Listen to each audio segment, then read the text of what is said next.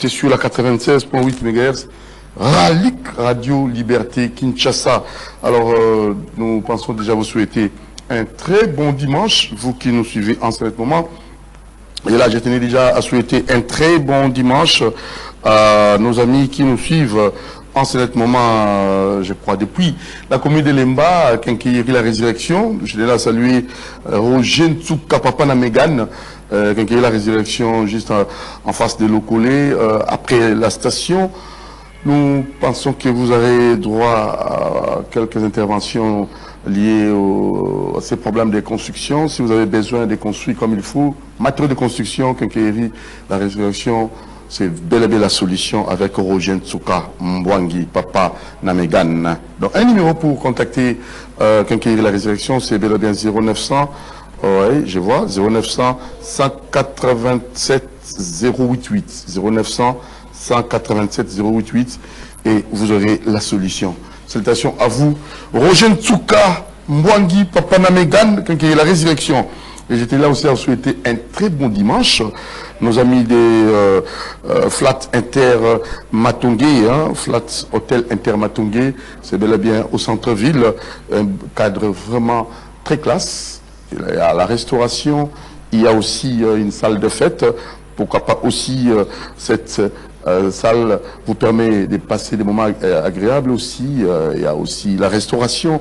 Et pourquoi pas aussi pour des séminaires, pour des réunions, quels que soient les cas, Flat Hotel Inter Matongé va vous recevoir, vous aurez un service des professionnels, un service de qualité. C'est bel et bien au niveau de Victoire, rond-point Victoire.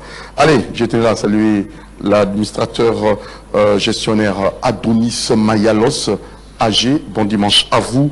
Et les directeurs administratifs, nous tenons là à vous saluer Meshak Mayalos. Je n'oublierai pas aussi celle qui s'occupe, Mama Daf, Mama Ornella Mayalos. Et je n'oublierai pas le superviseur, Mama qui s'occupe de la supervision, c'est bel et bien Doris, Bernice Mayalos, Mamondele. Et pourquoi pas l'informaticien Joël Mayalos. Salutations à vous. Et le contrôleur, c'est bel et bien Gédon Mayalos. Et le grand gérant de doyen Apollo Lutumba, toujours. Salutations à vous. Réceptionniste international, c'est bel et bien Jean Akaf. Et je n'oublierai pas aussi l'autre réceptionniste, Maman Mondele Moussoussou. Laetitia Ekila, salutations à vous. Alors, on va faire comment? On va d'abord, Boulonzinga, recevoir un monsieur qui est toujours prêt pour nous informer, mais j'aimerais d'abord faire un tour du côté de la régie.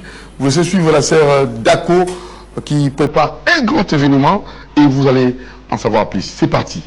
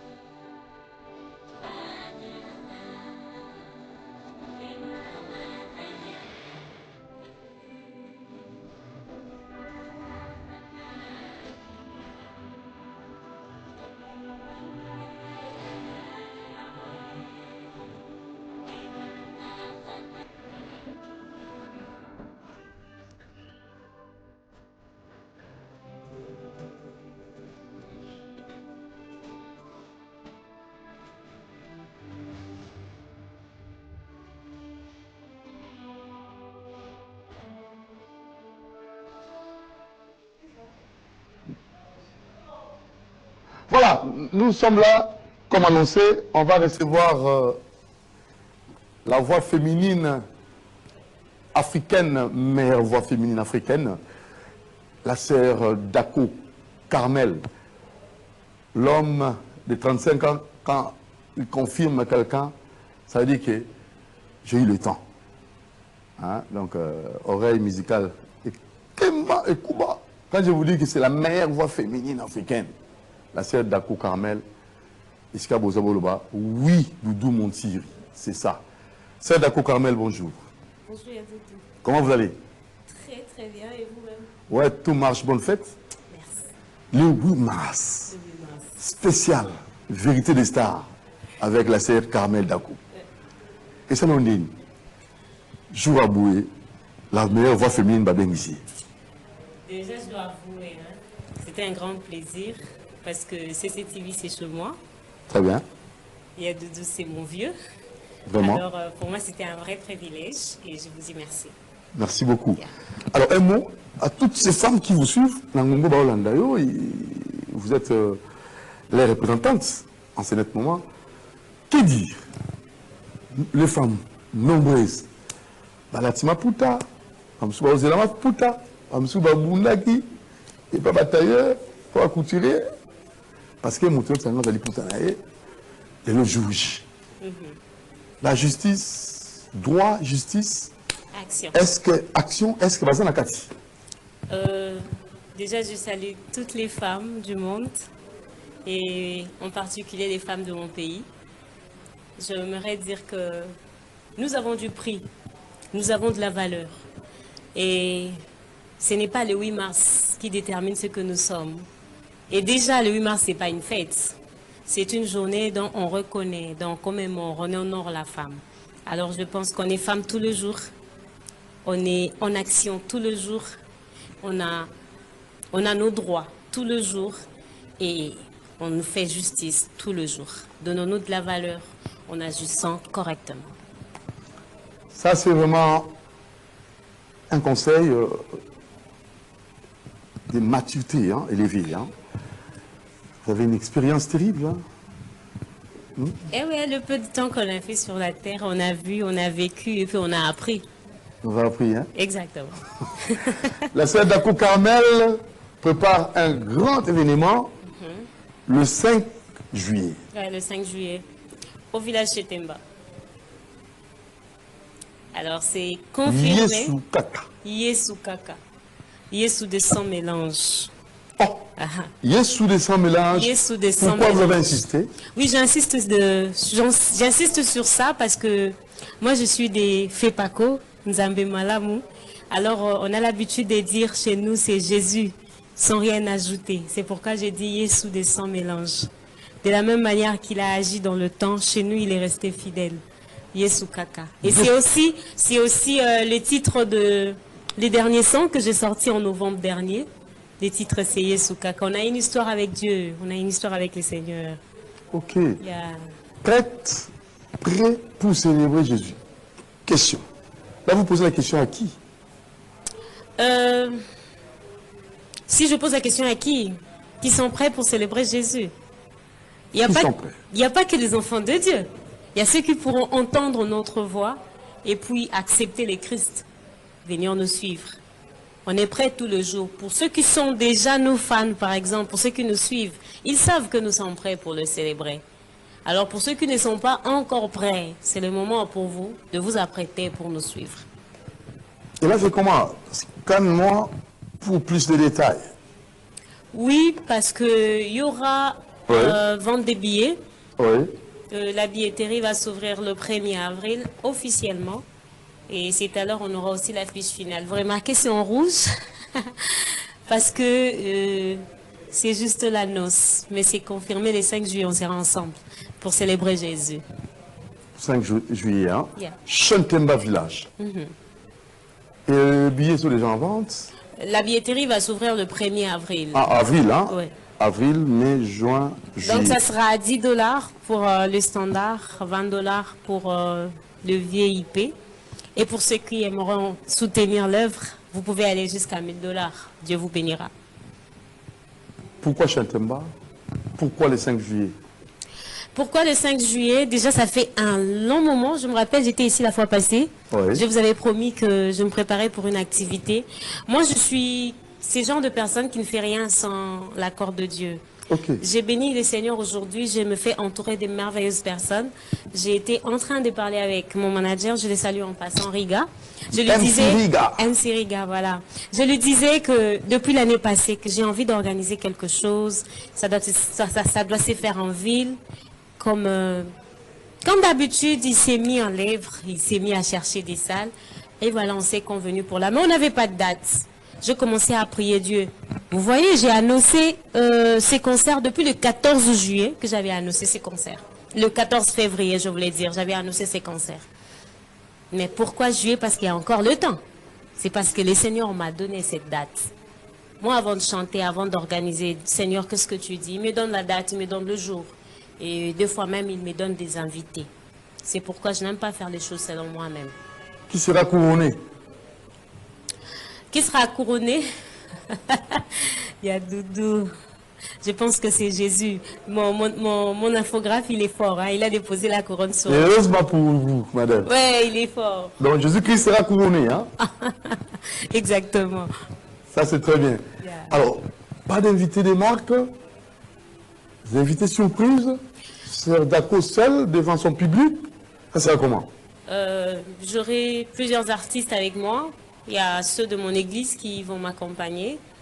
Il y a d'autres artistes aussi. Il y a aussi des légendes à qui nous sommes en contact. Vous voyez, il y a encore assez de temps pour confirmer la présence d'une personne. Je pense que quand nous aurons leur accord, leur confirmation, chez CTV, c'est chez moi. Je reviendrai ici et je dirai que telle personne sera avec moi. Et vous allez nous chanter quoi?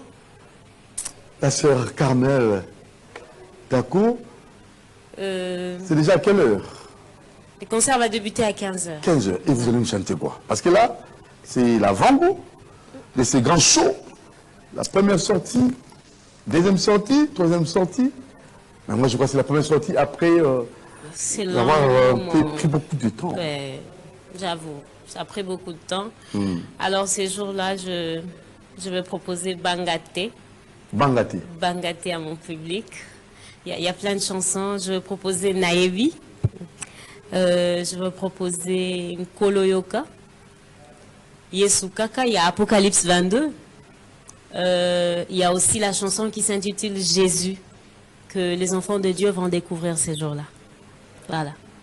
Très bien. Alors, pour ceux qui vous suivent, et peut-être en dehors du pays, hein, ils sont nombreux qui aiment cette émission, je crois, en live, on pourra déjà vivre l'avant-goût. Donc, le 5 juillet déjà 2026, Chantemba, la sœur Carmel Dako, qui va se produire Yesukaka, sans mélange.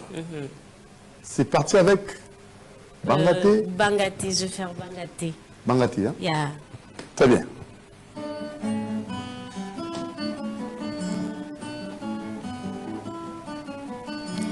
Bangaté na mokili oyo yeba ete Yesu azali ye. Bangaté na mokili oyo yeba ete Yesu azali ye. Oh my God. Oye kokomela yo na sena moi, oye kokomela yo na sena tango. Kobanga te Yesu azali ye, kolela te Yesu azali ye. Oye kokomela yo na sena moi, oye kokomela yo na sena tango yo. Kobanga te Yesu azali ye, kolela te Yesu azali ye. Aye mama Bangaté na mokili oyo kasi yeba ete Yesu azali Bangaté. Que Dieu vous bénisse. Que Dieu vous bénisse à vous, mes mamans, mes tatas, mes chéris. Que Dieu vous bénisse. Je vous porte de mon cœur. Voilà. Ah, ils ont un problème, hein? Ceux qui journalistes à la fan. Excusez-moi, j'ai accompagné la sœur depuis longtemps. Yeah. Et j'ai compris qu'elle chante avec son cœur. et j'ai réalisé tout ce qu'elle avait chanté et combien elle a vie. C'est comme si elle avait prophétisé. Et la chanson maintenant que vous allez nous proposer, c'est laquelle? Je veux proposer Naebi. Naebi. Mais j'avoue, à l'époque, j'ai composé Naebi. Naeba Kikeyo Swazali. Mais actuellement, oui. Naebi Penza. Au Moni. C'est une prophétie. Yes. En fait, il y a 2 fois, tu chantes. Licolo. Non, c'est pas Licolo. L'esprit connaît, mais toi-même tu t'es dit. Parce que vous n'avez pas expérimenté ça. C'est bien d'avoir des belles expériences avec le Seigneur. Et ça vous rassure aussi. Oui. En tout cas, je ne sais pas. Quand Paul est arrivé au niveau de dire qu'est-ce qui me séparera de l'amour de Dieu. C'est-à-dire, il a tout vécu. Très bien. Il dit, mais je suis arrivé jusqu'ici, c'est à cause de lui. Maintenant, il se pose la question, qu'est-ce qui me séparera de l'amour de Dieu? Je suis arrivé là, je me dis, non. Avant, on a Yébaki. Mais là, je sais qu'il y a, s'il y a une personne qui ne pourra jamais me laisser, c'est Jésus. Amen. C'est d'accord. J'ai confiance. La meilleure voix féminine africaine. Allez, c'est parti. Naebi.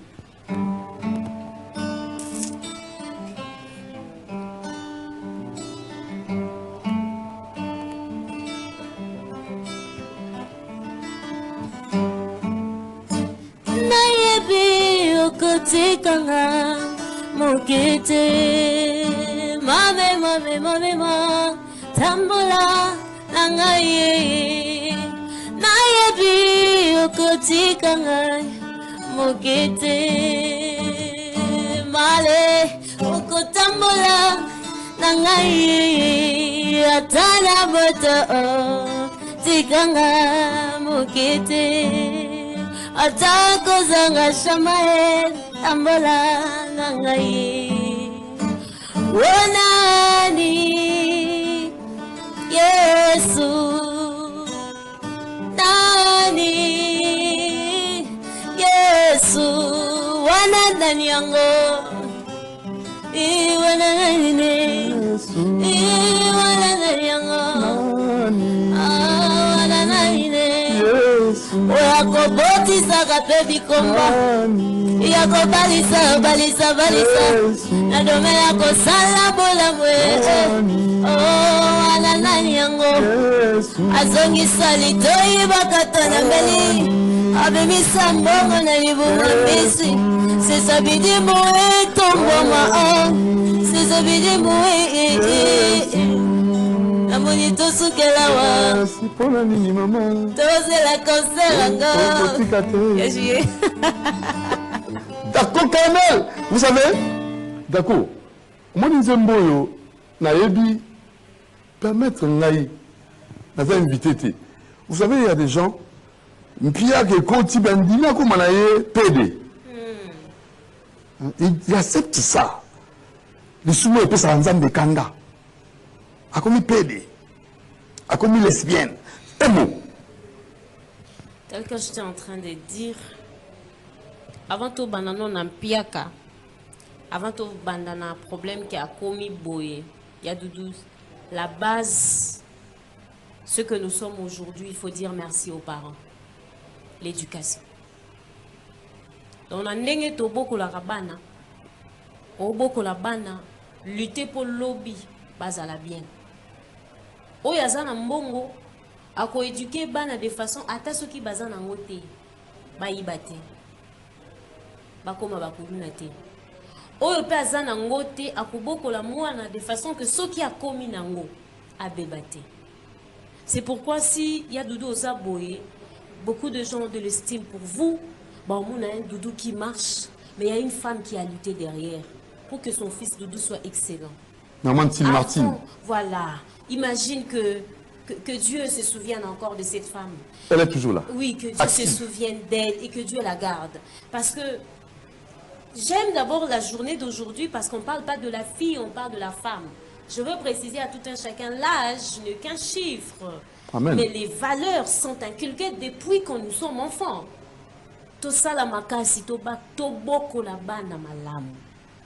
Est-ce que les parents ont encore du temps pour faire ça? On doit avoir du temps, papa. Le rôle de la femme, premièrement, c'est l'éducation dans la famille. Maman Carmel Atazo Yemba Boye. Le rôle de la femme, ce qui lobby n'a échoué, l'éducation en banananga, je serais la plus malheureuse. Paix à l'âme de ma mère, là où elle est, elle peut dormir en paix. Abikatiki Carmel Moroboye, l'éducation il y a bien. C'est important. Parce que l'église ou bien la Bible est un dernier virage de l'éducation et à Moto. L'éducation commence dans la famille. Donc, cellule de base, c'est la famille. Comme l'autre fois, je vous signale, nous avons une émission Cabaret du civisme avec Mbondi Wambondi. Et lui pense même que c'est l'Mbondi Wambondi. Le vrai dialogue est autour du civisme. Parce qu'un homme qui a vraiment l'amour du pays, le patriotisme, qui a de bonnes manières, ensemble à Kampala. Exactement. Ça, c'est Mbondi Wambondi. Exactement. Alors, que faire? Il y a un pilier et l'éducation. Mais si la famille, oui. Baboti, Bayoki, maman qui a 17 heures sur papa a été, maman a été, alors, il va faire comment? Papa et maman. C'est là qu'on parle de l'équilibre. Il y a de famille photo yo kanaka, non? Ngai nazo sala boye, yo kozongi sa boye. C'est l'organisation. Parce qu'il y a beaucoup de familles à cause il y a koluka mbongo pe pa BBC descendance na bango. Donc papa nous t'a Minerva la bana futa, allez sabana, allez sabana. On a compris na papa. Permettez-moi, n'a compris na papa. Il n'a compris na papa parce qu'ils prennent soin de nous. Ils balutaka pour la famille, base à la nourrir, balutaka pour la moi si à la bien et tout consort. Mais la base de l'éducation, ce n'est pas d'abord papa et Zara maman, et Zara maman.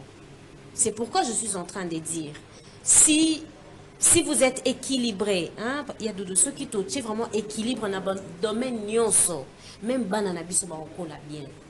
Parce que j'ai commencé par dire que l'éducation, c'est au niveau d'abord de la famille, c'est la première étape. Donc ceux qui n'ont famille n'ont pas raté au moins d'ambou, et toucher les sikoyo école, toucher les universités espoir. Parce que ceux qui université n'a école en gros est raté yo. Espoir Asuka est égalé à l'église. Alors, vous allez remarquer aussi, ceux qui ont raté l'éducation dans la famille, ils ont raté l'éducation à l'école, qui sont maintenant dans l'église sans éducation, c'est là que vous voyez aussi il y a des désordres. C'est grave, hein? C'est grave. Donc, il faut moins remise en question. Oui, c'est très important. La femme, en fait, est dans beaucoup de domaines de la vie. Mais le rôle principal de la femme, au début, Torobo la teke, Asala, Ayemba, Zala, tout ça. Le rôle donc, éduquer une femme, c'est éduquer toute une nation. Toute une nation. Donc ça, c'est vraiment la clé. C'est important, papa. C'est important. Babi Sonyo Sonde Tovandi le donne à plateau. C'est une femme. Donc imagine que la femme vous rend ce que vous lui donnez. Tu lui donnes une sémence, il te remet un autre humain. Mais si quoi, à supposer, va remettre un koulouna. Yo, papa, ça pose problème. Ah, ça va déranger les il faut ta qualité. Je te dis, ça va déranger les pour l'avenir du pays, il faut ta qualité. Ça va déranger les Aujourd'hui, ne travaillons pas pour travailler. Aujourd'hui, moi, je me dis tout le jour que le problème même dans notre pays, ce n'est pas que Banzele est athée, c'est d'abord le problème d'éducation. Changement de mentalité. Voilà, c'est la tête. Moi, la tête, c'est vraiment un sérieux problème. Tu verras ici, quand on s'en est là, c'est la canalisation. Et comme une poubelle. Je regarde, je dis, mais on est où? Donc on veut arranger les pays, mais le pays a déjà un sérieux problème. Il y a tout, bateau. Oh my goodness. Ça pose problème. L'éducation biologique, qui est l'éducation liée à l'environnement. C'est là. Si on peut commencer à faire des campagnes de sensibilisation à tout moment. Moi, j'œuvre dans le social. Oui. J'œuvre dans le social. Je travaille dans une ONG de la place. Je vais jusqu'au fin fond de la ville de Kinshasa. Et dès que tu arrives là-bas, tu ne vas pas croire que tu es à Kinshasa. Une fois qu'une personne peut retrouver les sourires, une fois que vous construisez l'école, tu t'es dit, espoir imati jusqu'à 40%. Ok. Donc c'est pourquoi c'est important d'être équilibré. Très bien. La fête d'accord que vous allez retrouver le 5 juillet, village Chantemba, à partir de 15h, affiche à Gaillard. C'est la sœur qui va vraiment chanter, adorer Dieu. Yesu Kaka. Yesu a sangisate. Ou a mélange. Yesu Kaka. Alors maintenant là, on va encore. Parce que là, nous fêtons. Nous fêtons ma maman. Mais dans ma terre, puis na bonzambe, dans le lembo. Cette fois-ci, c'est... Je vous propose Nkoloyoka. Nkoloyoka. C'est parti. Pourquoi Nkoloyoka? Pourquoi Nkoloyoka? Nkoloyoka est une prière. C'est une chanson, je l'ai écrite dans des moments de très fortes tribulations de ma vie. Alors, je me disais, Seigneur, entends, même si je pouvais tout perdre, mais que je ne perde pas ma foi. C'est pourquoi à chaque fois que je vais abandonner, tu verras, il y a une petite portion de la foi qui va monter. Et Dieu te dit, je suis encore avec toi. Ça augmente la foi. Ouais, ça fortifie. Oui. J'ai vu de grandes choses. La chanson c'est... On peut le faire ensemble. Très bien.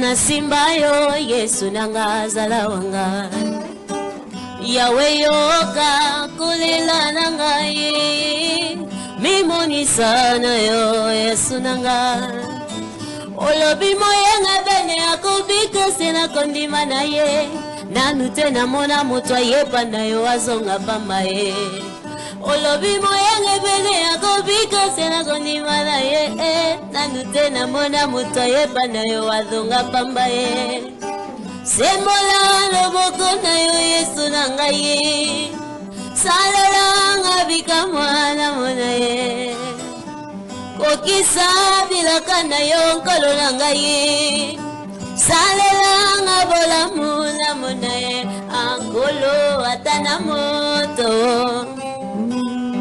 Yawe atakozanga maleo Kolo kunane sobe tamola nanga Yawe ataminyoko Yo motema nanga ye Talela seye Motema nanga fana kimya Motema nanga talela Yawe Motema nanga ye fana kimya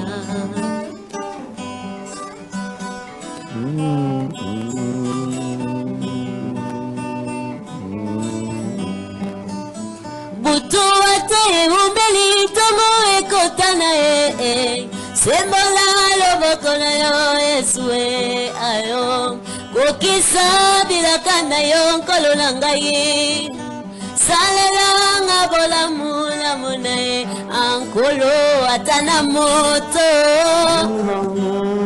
Yawe atakozanga aye Kolo kunane sobe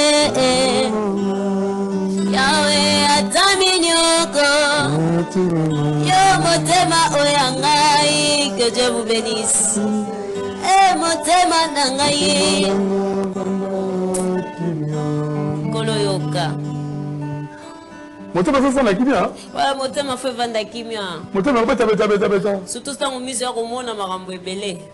Comment on bangala sur retard na vie? Ta ko mona mona ebele ya dudu. Oko lenga linga ba keli boso. Ba ko kende voyage ba Dubaï, ba ko tambola te. O mona baninga ba comme. Vous savez ya dudu les femmes baninga ba ke Dubaï. Ngana voyager te baninga ba voyager. Les femmes. Moi la vie. Na boité. Vous savez hein. Dinando lobaka misu ba elemo ebundisaka kondima oui eza misu ya matoi c'est pourquoi il faut faire très attention na o misu ekomona na o matoi eza koyoka au vu de tout ça la Bible dit garde ton cœur plus que toute autre chose parce que ceux qui motema ka bandi ko matisa makambo ebele ezwaka forme pe bana kolakisa tine longia mutu alinga bana kusala kindumba abandaka directement te et bandaka na kati na ye si bon moni vraiment oui est comme officiel le cœur il faut protéger son cœur même quand tu pries à la maison et tant que femme prie pour ton cœur comment les gens ont tenu dans des mariages 40 ans 50 ans vous pensez que cœur monte mané zoka te ezoka mais baba te la ki monte mais bango le ba eza kilelo ba mama kala et ça maman le l'autre bango ba maman matango akala le c'est quoi la différence oche. Non Pozoki Siga na Zoki Shio. Non, Au Lingi Nabe na Lingi. non. Tembe la Tembe. Moi, je pense qu'il y avait aussi une très mauvaise compréhension de la parité. Période où Batou Babandi Kolobe la parité. Et il y a qui vraiment la compréhension mon corps. Je pense que ça a failli détruire plusieurs foyers à l'époque. Bon, on la parité, l'égalité entre l'homme et la femme, tout ça et tout. L'égalité entre l'homme et la femme n'existera jamais. Je m'excuse pour ceux qui ne vont pas partager mon avis aujourd'hui. Tim Kolo Saouya, Tim Kolo Mokilesi, là, l'égalité entre l'homme et la femme est exaltée parce que la femme a été créée pour l'homme et l'homme restera le chef. L'homme restera le chef de la femme. Et si dans un foyer, pour que la femme soit heureuse, pour que la femme soit en paix, doit accepter de ne pas avoir raison, mais doit chercher la paix. Donc, d'ailleurs, ceux qui ne cherchent jamais la raison, ceux qui cherchent la paix sont souvent ceux qui sont le plus forts. Alors, étant donné que la femme est une aide, l'aide a toujours été plus forte. Très bien. Je pense que je suis en train de parler à une aide, à une personne qu'on a tirée, on a retiré par le côte d'un homme. Vous êtes plus forte. C'est pourquoi la femme supporte tout. Tout ce que la femme fait dans sa vie, ça s'est fait avec douleur.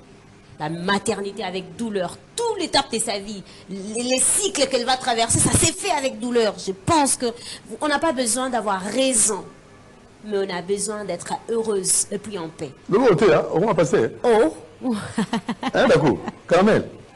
Oté à l'obby. Il y a Doudou, non. Bon, ceux qui la Non, connaissent on va pas. monter à Sadi, on va payer Yembi. Après, on va payer au théâtre. Après, on va pasteur. Il y a Doudou Naté déjà. Mais Coco, ma pasteur. Coco, ma pasteur. Wana Nzambe bien, Wana na ebité, Wana Nzambe na Batuna. C'est là pour nous passer à l'église, Batandi Bébélé. C'est ce que moi je vois. Tu vois, prophète Doudou a lobby à Monica.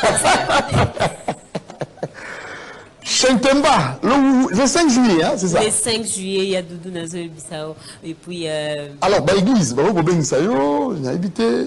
Il y a mon numéro. Oui, un numéro. Vous voyez l'affiche, même à partir de Facebook, Instagram, TikTok, là où il y a l'affiche, vous pouvez scanner, c'est directement chez moi. Ça tombe directement sur mon numéro. Alors, il faut scanner pour avoir tous les détails. Oui, donc dès que vous scannez, je vous dis, vous n'avez pas à aller loin. Avant qu'on sorte la fiche officielle, vous pouvez scanner. Et puis, ça va tomber chez moi. Je vais vous répondre. Si ce n'est pas moi qui vous réponds, c'est mon équipe qui répond. Donc, ils peuvent directement acheter les billets. Directement aussi, là, sans problème. Vous pouvez faire une réservation pour vous. Très bien. Ouais. Allez, on va encore continuer. Aux enfants, événement dans le 5 juillet, mais tout le monde, c'est nous, moi, on a Nzambe, moi, on a Nzambe à Pessi Moussala. Il y a ça, il est dans le Mbo. À forçater, à mélanger, à bricoler. Oui, Moussala Nzambe, c'est pas facile. Et là, les hommes, ils ont et ils ont le principe belé. Oh, bah, côté, bah, ça, la kuna. To bete bino maboko, boza makasi, bo céder dans ma tentation. C'est pas facile. Le diable n'aime pas ça. Et vous le savez aussi, non? Exactement, c'est pas facile. Et même vous, là, vous avez un producteur. Il n'y a pas de conditions. Moi, j'ai pas de producteur, je vais le dire, j'ai pas de producteur. Si moi j'avais vraiment ça, là, déjà, tu aurais déjà produit, maman. Je sais, hein, mais j'ai pas de producteur. Mais vous demandez aussi ma caméra déjà, comme ça je veux m'adresser à mon public. Oui, un manager est là déjà, mais un producteur, l'événement c'est le 5 juillet, la sœur Dako, on a besoin de banderole, de fiche, on a besoin vraiment d'événements d'Ali. Kolo pour Yesu, Azalaka Yesu Kaka. Amen. Je veux parler là, c'est ça? Oui, c'est votre caméra. Voilà. De partout où vous êtes, ce message est à vous. Je suis Carmel Dako. Je suis chantre, artiste, musicienne. Ça fait 8 ans que je suis dans cette œuvre sans producteur. Et si je suis là où je suis, c'est grâce à Dieu, c'est grâce à certains de vos prières. Et là, nous sommes face à des très grands projets. Si le Seigneur vous mettez à cœur de nous tenir la main, alors n'hésitez pas de nous contacter. Si aussi le Seigneur vous mettez à cœur de nous produire pour des événements, pour certains projets, pour un album, la sœur Carmel reste disponible. Et Dieu dans le ciel ne manquera pas de vous bénir. Merci, c'était mon petit message. Très bien. Mais le numéro, vous ne communiquez pas toujours, il faut toujours scanner. Non, ça je peux communiquer. Très bien. Pour tout contact, j'ai un seul numéro de téléphone, 081 22 580 62. Je vais répéter, 081 22 580 62. Vous m'écrivez, je réponds moi-même. Directement. Directement. Allez. Maintenant, c'est quel titre? Je vais proposer Apocalypse 22. Apocalypse 22, pourquoi? Apocalypse 22. C'est comme ça qu'ils appellent. Oui. C'est la première chanson que j'ai chantée ici au plateau. Hein. Je me rappelle encore. La première fois que je suis venue, c'était la première chanson que j'avais exécutée. Vraiment? Ouais.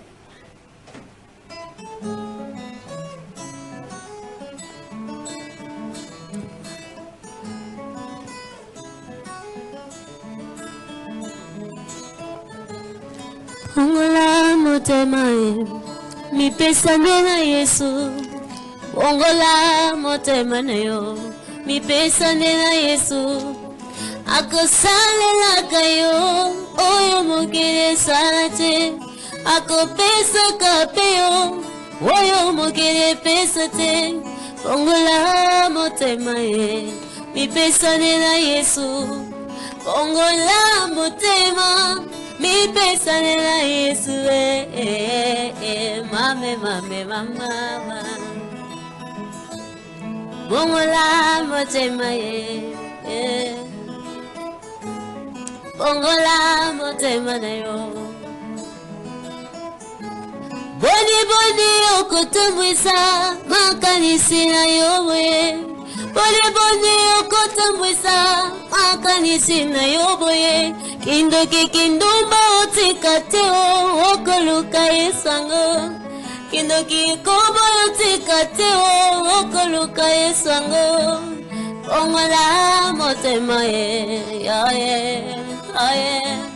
bongola motema o mama. Apesi yonzela mibale kufa mpe bomo. Apesi yonzela mibale kufa mpe bomo. Ye mokonzela ya malamwe. Ye mokonzela ya malamwe. Yesu akuzonga. Bamso andimaka te. Yesu akuzonga. Balobaka abongo. Te. Ewumeli pe. So Yesu azongi te biso nde tokokende. Ah, marquez-les place voilà. C'est trop fort, hein? Ce qui est soit zongite, bisonde tokokende. Et donc on va mettre un mot ici. Prise à Sougamona. Parce que oui, nous ne sommes pas éternels. Voilà, nous ne sommes pas éternels. Nous sommes pèlerins sur la terre des hommes. Et nous avons peu de temps. Dans un clin d'œil, tout peut changer. En un clin d'œil, tout peut basculer. En un clin d'œil, babozo pauvre, babaki si bosso a combo na yo. Donc ce qui est sinon na zongite yondo kokende. Donc soyons prêts, soyons sobres. Ne renvoie pas à demain ce que tu peux faire aujourd'hui. Tu peux arrêter cette vie aujourd'hui. Tu peux dire non à ce qu'on te demande aujourd'hui. N'attends pas les pires. Kozelato ozala très malade sur le lit de l'hôpital Ndobandi Koluka Yesu. C'est le moment. Voilà, c'est ça. Bongola motema, soyons prêts. Aya doudou. Matéa no makasi, peso le msamitema. Soyez moutabo bon maseke. Par contre, de quoi faire, c'est direct, c'est ils ont côté embalamo. Hein, c'est Yesu akoya on balbaka bongo. Ce qu'on a été yondo okindi. Alors ok na masumu. Et puis ce qu'on a masumu comment on a payé té. Ah. On a okindi la mususu.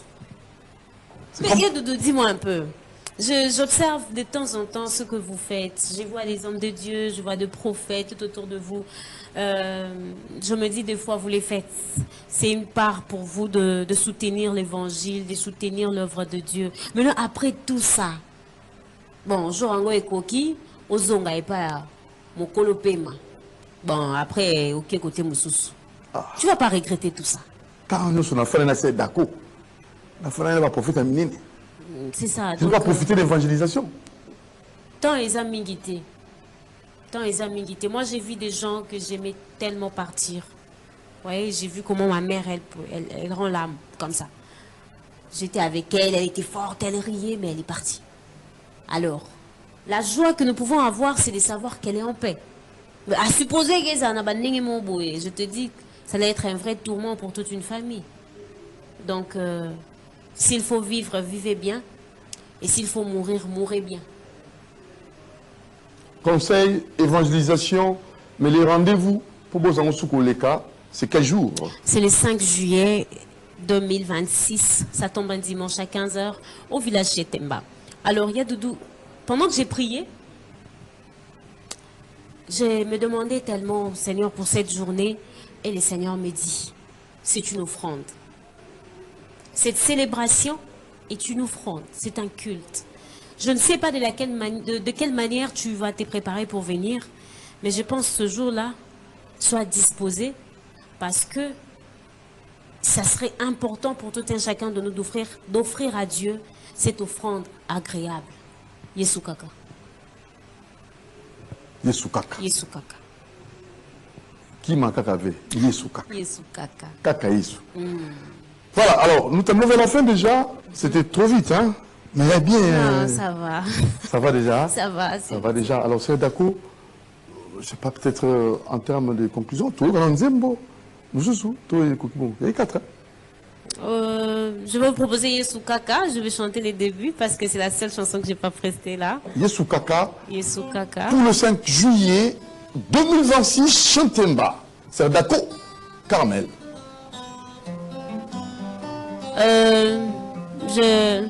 J'honore toutes les femmes à travers cette chanson. À maman Harmonie et Rego, la première dame de Fepa Konzambe Malamu. Et mes salutations à toutes les femmes. Que Dieu vous bénisse. Qu'elles soient venues et qu'elles soient là aussi, hein, le même jour. Là. Oui, c'est pas là. C'est ma maman, celle-là. Elle sera là. Maman, oui, ok, hein, invitation, elle doit être là. Elle sera là. Nabandi Mignon, ça fait pas quoi. Exactement. Que vous soyez des FEPACO, que vous soyez de l'SCC. SCC. La chanson Yesu Kaka. C'est tout le monde, hein? Expliquez-vous un peu là. La chanson Yesu Kaka, il y a une partie dont j'ai chanté Bandeko le kolonase kokita mabele koningana mukolo wana esanza minzoto mikokwe ana haseto kokimela wapi moninge. Alors c'est une chanson que j'ai chantée dans mon enfance à la grande chorale Malaïka. Alors j'avais remarqué que les amis des LCC, des KDC, les protestants, ils ont réagi face à la publication pour dire que c'était aussi leur chanson. Que Dieu bénisse ces beaux refrains et que Dieu bénisse le corps du Christ. Alors, pour vous honorer et pour m'honorer aussi, venez ce jour-là, on va adorer Dieu ensemble à travers ce chant. Et Dieu ne manquera pas de nous faire du bien. Voilà, Yesu Kaka. Yesu Kaka. C'est parti.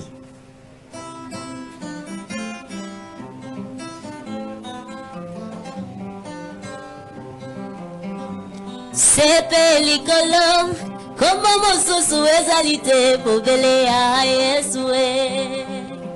Na sepe likolo, como mosusu ezalite pobele ya Yesue. Kumbu ebikisaka ne babeli, esekwisaka ne bakufi. Como mosusu ezalite pobele ya Yesue. Je vais insister. Kumbu ebikisaka ne babeli, esekwisaka ne bakufi. Como mosusu ezalite pobele ya Yesue.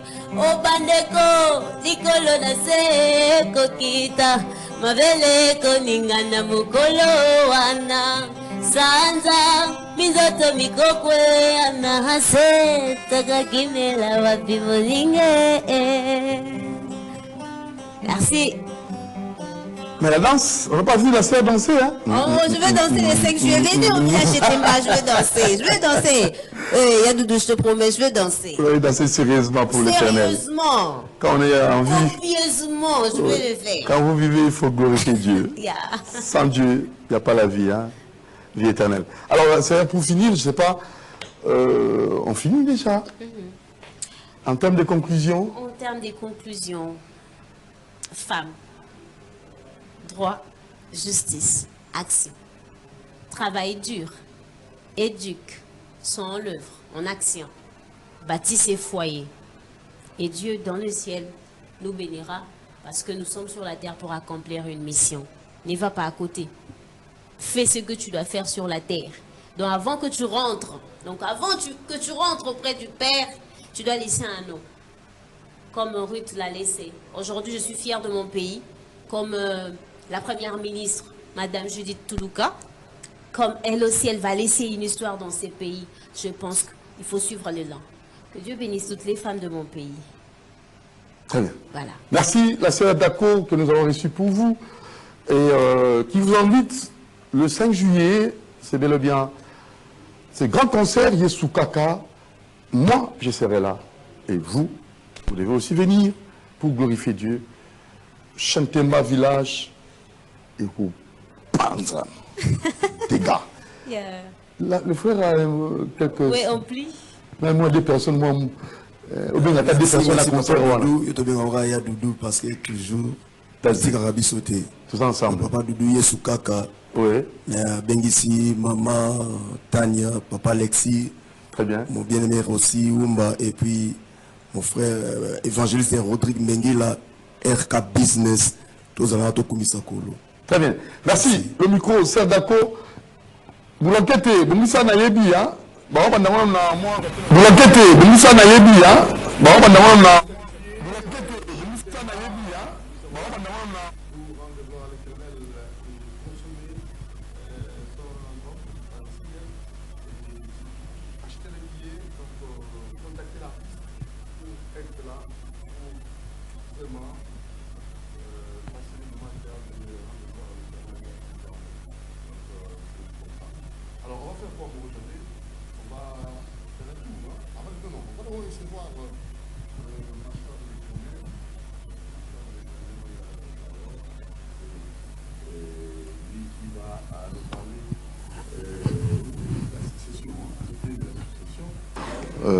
Nzambe. Mbote mwana mboka. Mbote de Motiri. Oui. Nzambe azwa lokumu. Nzambe aza souverain. Nzambe aza souverain. Apesi biso moment porté. Et tout le monde a mis sur le lot. Nzambe azwa lokumu. Mais quand même, c'est d'accord, on est à concert le 5 juillet na Chantemba, na ville Chantemba, na rapport Frascom, je crois aux allants. C'est d'accord. Oui. So ka pesinga invitation na Ozalana. Aux allants, hein. So il sert d'accord pesinga invitation na Oya. Très bien. Allez, alors, succession. Merci Doudou Motiri, Nzamba Zolokumo. Au moins, la loi est spirituelle. C'est l'or Romains 7, verset 4. La loi est spirituelle. Parce que Tango Aaron a été Kufa, et les airs a été remplacés. A remplacé Nabonganga. Parce que Nabonganga, il y a Aaron, Moïse, et ça qui loi. Aaron Zokota une fois dans le lieu très saint, dans Hébreu 9, verset 7. Na péché na ye, pena péché, il y a peuple, na makila banyam. Mais Hébreu 9, verset 11 à 12, le souverain sacrificateur Seigneur Jésus-Christ a traversé le tabernacle le plus parfait. Où est la création ôtée? Na makila na ye. Alors, dans Matthieu 5, verset 17, il y a un longolate, mais il y a un bakisa. Il y a un accompli. A longola ki tenini, a longola ki loi 10 commandements longola ki amote. Parce que 10 commandements c'est loi morale. Et longote. Mais il y a longola ki rituel c'est là qui a rond ya banyama. Dès longola ki amote l'autre comme le sang précieux de Jésus-Christ. Et tant que Moïse a koufi, n'a remplacé je suis. Le lot kobanda musala église c'est sa facilité. Église bâtie que la rambotonio sauté. Église à Kambo. Il faut Nzambe à diriger, à gouverner. Ce qu'on dit ici par l'Éternel, Mouto à diriger. Bon, son Mouto a bagoti que la zana don à gouvernance. Est-ce que nana peki si c'est moi na pasteur azali avec au kambate. Exemple le monter, exemple Mouto a chete. Loani ne lobi que moi na pasteur rosa pasteur. Et ça ma pensée humaine irrésolue mingi na Congo. Ngande to travailler na moi na maman prophétesse Abigail, madame Nangate ya déjà ensemble a déjà battu. Le lo yoko yeba net maman Ziza Zakuna azokamba église ya Kimbanseki. Le lo ngana été mtati. Ozomona soki souveraineté zalike mon pasteur Kamba. Et ce n'est pas un péché. Et ça peut royaume te. Le lo église va pesa mbutu na pesa exemple typique ya ngamoko. Na tike église ya wana Maindomba na village à Bossel. Ngamo na longwe na Kisasa na 97 na ke na bâtir yango. Na raté kutu mai nge baluka na Inongo na bateau na maswa na lac Maindomba. Na ke ti na Bossel na bâtir église. Lelo bana na bazali lelo ba okamba. Atike batinde la ngata mbisi ya pamba. Depuis na longwe kuna na ke na 97 na sali 3 ans na yeko longwa na 2000 na ye. Ti lelo et ça les combi. Tout na bango da so ba ola na même na radio. Ceux qui ne wana zo diriger église ba verkis so batinde la ngata mbisi ya pamba. Ozo mon ingratitude na na bomo dana. Et petit batu mayele. Lelo ba kotike la muto église ozana dans la gouvernance. Là il a posé une question mon sous question ba o ba sali ba émission ba bike. Lelo za royaume na ina tourner le romboko na ndako. Zona moi si na yo pendant une semaine, pesa mobali mususu avant nani pendant une semaine soko. Avant yo ça l'émission il y a succession ou de bukang. Wana na tumbio de chananda, o ça la moté. O ça la moté. Parce que église ça n'a pas si. Ba kabatike la muto yo ozana don ya ko gouverner. Nesi lelo na kiete maman na zokamba. Ozomona ki don ya ko gouverner katine ezali déjà. Lobi soki to nzamba kozonga ngana zati mama na muta kotika la kuna mais awa mama Bigael la kambaka déjà commune à Kinshasa Barumbu Lingwala kasavu yimda sangisa déjà muta koye bateke mwasi nanga sangisa batu dodo motiro yebi moron zamba yebi Bruno Nzinga yebi est-ce que batutu ba yebi ozomona batu baza biloba eloko nan ne so pour la yo église succession papa Koufi leader église à Koufi. Moi, en arrière, que je relève, ce n'est pas un problème. Et ça, problème, c'est ce qui est préparé. Ce qui est préparé déjà bien avant, mais au moins adjoint. Ce qui est déjà glisse, c'est déjà adjoint. C'est nous pour présenter. Ce qui est longo, les boyaux, on a déjà créé un problème. Mais ce qui est moi, on a pasteur déjà, Azali déjà, Kokamba, Azana ministère, n'a pas église. Ce qui est ce n'est pas un problème. Ce qui est si parle l'Éternel.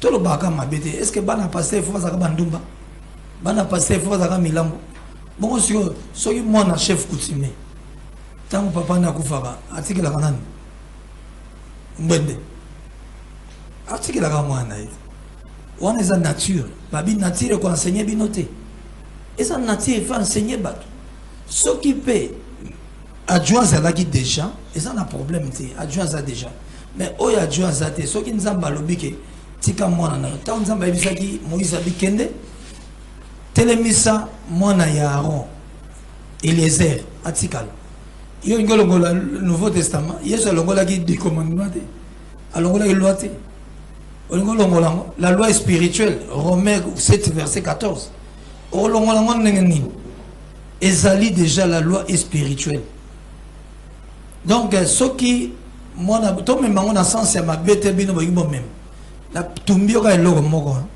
zona moi si na yo une semaine pesa mobali mususu soko osala pré-opesa après on va discuter makamba succession on doit ba kuzoba alors pour la qui ça pour la qui ça monsieur journaliste nzamba so lokumo to so bongisa kaka ba journée na baki toya awa oyamba biso mais église la grâce sera un programme.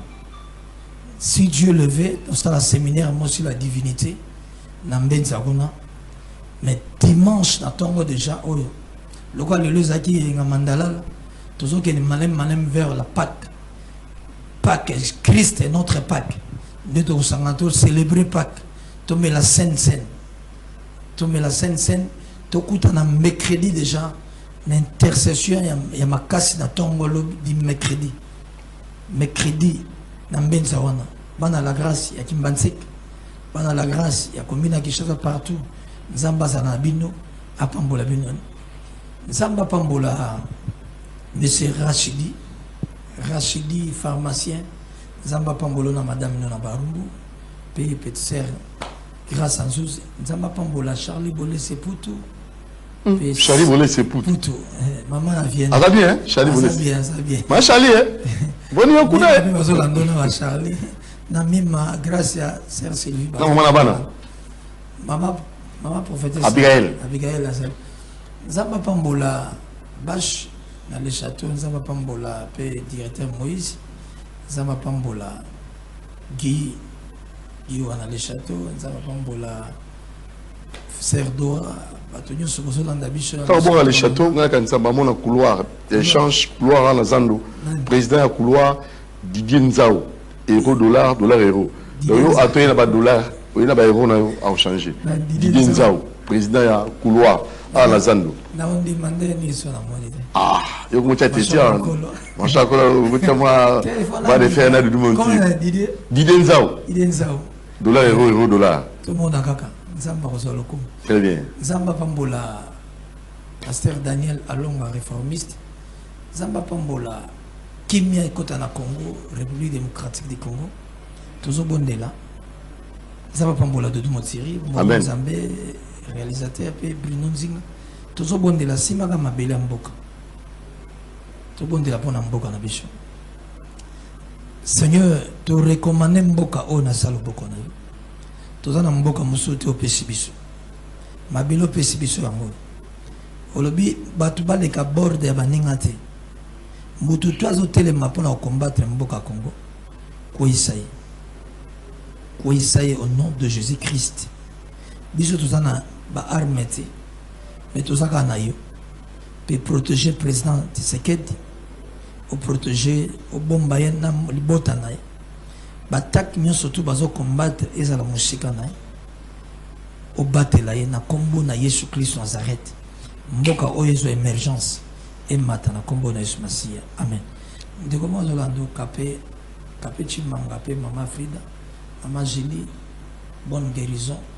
Chimanga Zamba Pambola batu nyo surtout République démocratique du Congo qui me régné na mboka. Na mabota na bino na kombo na Yesu Christ Nazareth. Amen. Amen. Là, je vous accompagne, hein, dans notre émission plutôt. François Nkolo. Les bibliothèques. La parole de l'évangile. De Jésus-Christ. Amen, la Bible. Amen. Amen. Allez, ok, madame. Merci. Merci beaucoup. Allez, le micro. Merci beaucoup, l'homme de Dieu. Merci. Bon dimanche. Merci. Allez, on va recevoir quelques 30 minutes après. Hein, on aura un débat houleux sur la culture, musique à biso. Nege banda tilelo et na makambo sap to so la ngoka mingi ti awa to so la maman na débat awa donc ils ont bien et ils ont to so la potovele na yemoko potovele nano na le président de l'immeuble présidentiel. Il est aussi le coordonnateur des enfants des martyrs. Il est en même temps aussi le président AI de la NATC, les fils du fait général Ngadou Kissase Nabi Okito. Le couturier, en même temps aussi, il maîtrise ma musique, ma couture, un opérateur culturel. Allez, c'est comment? Bonjour, votre micro, Boni. Bonjour, bonjour, Dodo Montiri, grand journaliste. Santé, vous allez bien? Très bien, tout ça bien. Katakom Bettina Chela. Ah oui, donc, si na boende kune pa na ngana mabeli ya bakoko na tina basankoso tokititi kotia kisangani pa banoko na nga donc talaka okila lokondo bana boyoma singa mwambe. Très bien. Yoyo. Merci. Très bien. Alors Nabi Okito likambo ya Potovele. Beaucoup de niveau nini. Potovele maquette. Et allez à un moment c'est comment, ça évolue comment parce que Olingi Sankourou, Sankourou, va bénéficier de na Kinshasa mais vous allez bonga Sankourou pe bonga. Ah oui. Tozali na. Tu sais, j'avais suivi la qualité s'il vous plaît, dans la télévision, Mandoumboué, 13e édition, 13e session, la conférence des gouverneurs, Kwilu, kwilu talaka mawato ba onyoso ba baza bokonzi ba bima ba konzi bazala ba responsabilité mais c'est comme si ba bongisa kwilu hein c'est comme si ba bongisa mabele na bangote bisika ba uta ça doit vraiment président a bêti président hein confirmer ça donc on doit arriver il y a côté la paix 145 territoires hein ko bongisa ba base ko bongisa ciment la biso ben les autres doivent connaître c'est dû à ça tant qu'on fait la kwilu tant qu'on a banzilango ndenge ezali ko bonga muke mais ndenge bato bazala kawa tota ba komona bangote bato ba uta na kwilu mais qu'est-ce que vous avez fait na kwilu bongisa ni na kwilu hein donc on doit dire merci la chef de l'État na ko zongisa ko bongisa base ko bongisa hein la territoire na biso bisika to uta et qu'on permette à ce que les jeunes, les hommes, les femmes, les bisika, les babotami, si vous bilanga, l'élevage, la pêche, mais là, ceux qui gênent tout, comme la chaïra, la tiki, vite. Ça interpelle, c'est vraiment. Donc, il y a la même ordre d'idée. Ah oui. Ezali. Pas sur tout ça au fifre na Congo na biso, il n'y a pas à de yako lobe lango na ndenge o peut-être ngane na une idée. Voici na ba province na biso c'est presque partout. C'est presque partout la province na biso ils en a vite. À part la province Lualaba, au Katanga, Nord Sud Kivu. Est-ce qu'au moins moi vie est anormal, mais le reste l'espace est Grand Kasaï, c'est Mawaplein, Équateur n'en parlons même pas, Zaka Banzete, Nabanzete, Maï, Rivière, ici dit. Donc il n'y a rien. Il y a un espace Grand Bandundu, c'est la même chose. Néolobique bana na biso oyo bauta na ba province wana ba mieux équipé na ba titre minene ba super bambongo ebele otoyebi mais ba koki ko bongisa même pas na ba hote oyo mutako sala ta na ba moyen personnel na ya ko créer cité na kombo na ye pas seulement à nos politiciens mais aussi il faut toucher les musiciens congolais, il faut toucher aussi les sportifs congolais. Parce que tout le monde a Gims, par exemple, l'eau va créer les problèmes pour n'importe quoi comme dans bon il faut pas créer les problèmes. Vous voyez un peu ça? Il faut pas créer les problèmes, pas botter ma propre problème. Tout le monde a raté pour son window et j'allais il faut pas créer les au ibi, au saliboye, au violet, au saliboye pour pas botter donc toujours conseiller na bana na biso bandiro na biso nzamba lobi valoriser voteur bon valoriser ma belé na bino boningo valoriser ma belé na biso te tala net investisseur ya Gims na Maroc si Gims faisait ça en Équateur une fois elingeza ndenge ni en Équateur le long quartier Gims ville Gims etikali na historique du monde. Alors papa Juna na évité pour bana ba bungaka parce que elle moko tolobaka que non papa zalaka ce qui papa zalaka mbele makambo eza bien mais papa Juna janana ozana no papa kolanda loyenge ya potote bana bazui olataka bien o vibraka bien mais ainsi ka uti Juna janana est-ce que tu as montré à tes enfants que non, ce que tu fais au Maroc, là, ce n'est pas bon à aller faire chez nous, à Bowende ou bien à Bassankousou. Est-ce que Papa Djounana, ça c'est le fils d'un général qui vous parle. C'est le fils de général Ngandu Kissas. Petit-fils de maman Onema. Neveu de général Olenga Nicolas qui vous parle. Papa Djouna Djanana. Conseil Nino Pesa Kabana. Ozana nous vivants. Orientation Nino Pesa Nabana. Et pas na yo Djouna Djanana. soki lelo uti Paris oke Équateur okolala wapi soki Gims auti akende otala province d'origine na ye na Équateur akolala wapi. Il y a pas prétexte mosusu oyo tozwaka oh parce qu'il n'y a pas des hommes sérieux au Congo. Dis. Non, écoute, Libanais au bazo Tongawa. Est-ce qu'ils sont des Congolais? Les Libanais qui construisent ici, est-ce que les hommes sérieux ne sont pas au Congo? Mais ça doit interpeller même tous les artistes. Ne vous limitez pas la Gims. Na bandi na Gims pour na okita. Gims, Dadju, Papa Juna, orientez bien les enfants. Développons nos terres. Ok, investir des milliards, des millions, il y a un bon quartier Gims na Maroc. Mais je vais créer les pays et bandi na pototi. Et au soukapé na Maroc. Oh, awa loi islamique et lobby boye, il y a simbi mineur. Oh, simbi moi si abat. Bah, vous créez un problème. Bah, créer les problèmes et bah, botolier. Bah, bon. Vous comprenez? Et tu peux perdre tout ce que l'énergie, il y a moins. Donc nos artistes doivent apprendre cela. Claude Makelele.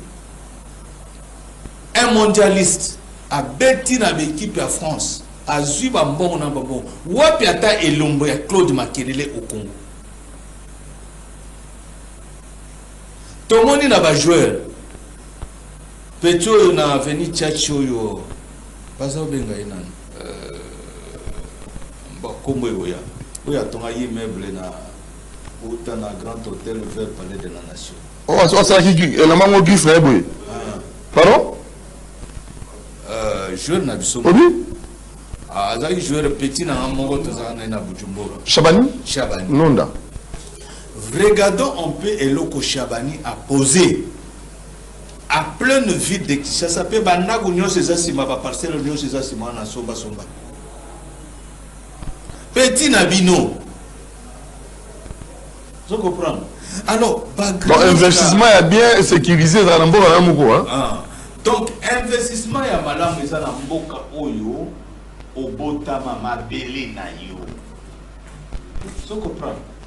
Donc, to connexion ya pamba na ko investir na mboka baninga na ba prétexte soit disait n'a pas des hommes sérieux au Congo. Moi, je suis congolais, j'ai vu au Congo, j'ai vécu l'Europe, j'ai vécu l'Amérique, j'ai vécu presque partout. Alors, je suis revenu chez moi au pays pour contribuer au développement de mon pays. Donc pour les artistes, c'est fini. Les artistes, c'est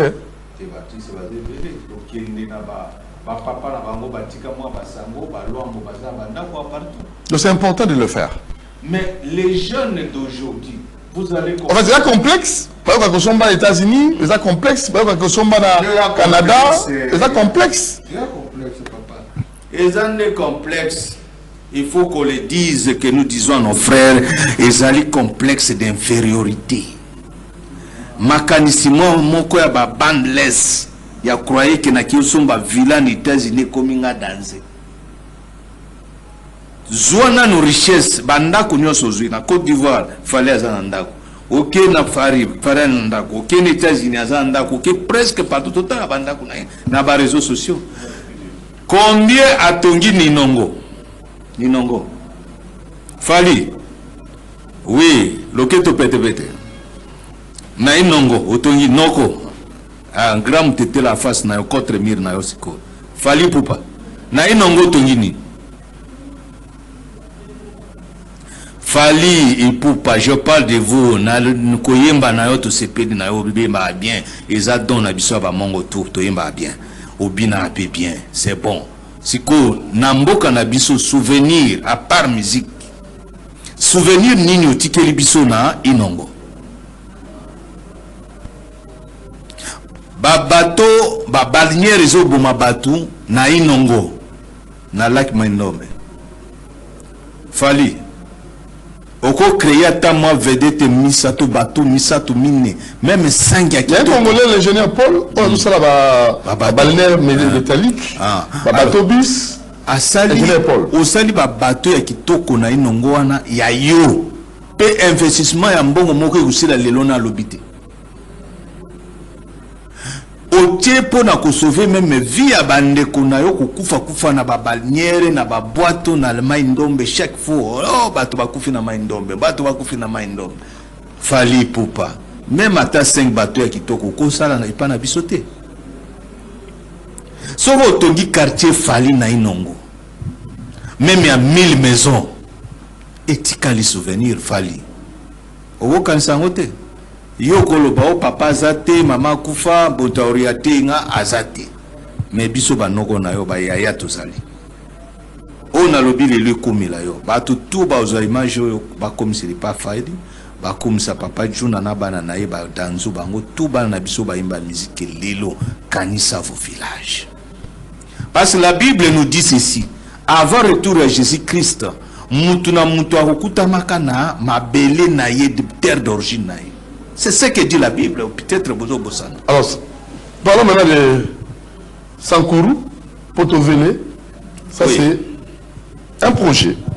Ça, c'est un projet de... Pour ngai na lobi na vie na ngai. Lelo boko pesanga 2 500 000 $ que nous faisons aux États-Unis na okendete. Na okete. Mais si ba pesinga salaire à 2 500 $ na Congo, na fana na Congo. Parce que nous avons un souci moko ya komema développement na mboka na nga. Ba pesinga immeuble présidentiel qui était abandonné plus de 3 décennies.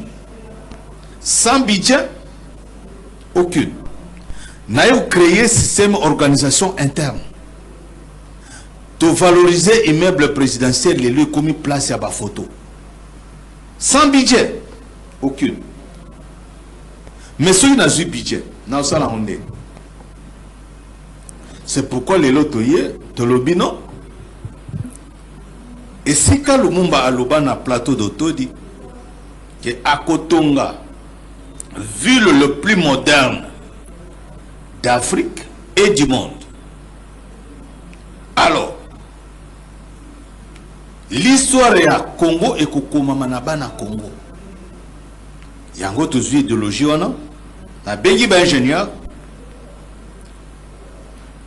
De créer société Nabiso SK. Ezali dirigé na papa Jean Chongo. Azali motoyo au milieu na carrière ya ba construction. Toza déjà na société Nabiso SK. Ba personnel bali. Ba architecte bali. To rassembler bana à Sankourou nyos. Noto na bana olota depuis bo mwana tine na komi boy. Ke na mona ka village na ngi komi ville. Yango na memeri masoli pa bande kona biso tinzambe malemba eko pesa nga batu. Oh na ko ki travailler maintenant na bango pour to réaliser eloko ane koma palpable na mission ya batu. Lelo Potovele City ezali image yangwana o ezali Potovele City a ezali arena Potovele o ezali stade Patrice Emery Lumumba o ezali rivière Lumami parce que ville kozala au bord de tous les deux rivière Lumami na katikati na plateau d'Otodi Kotoyo ville ya liboso partie ya liboso parce que tokoyana ba partie ebele o ezali kaka juste exemplaire. Expliquez-moi, au tel nous expliquer. Oui, on y va. Donc Oyo ezali ekozala cité d'État.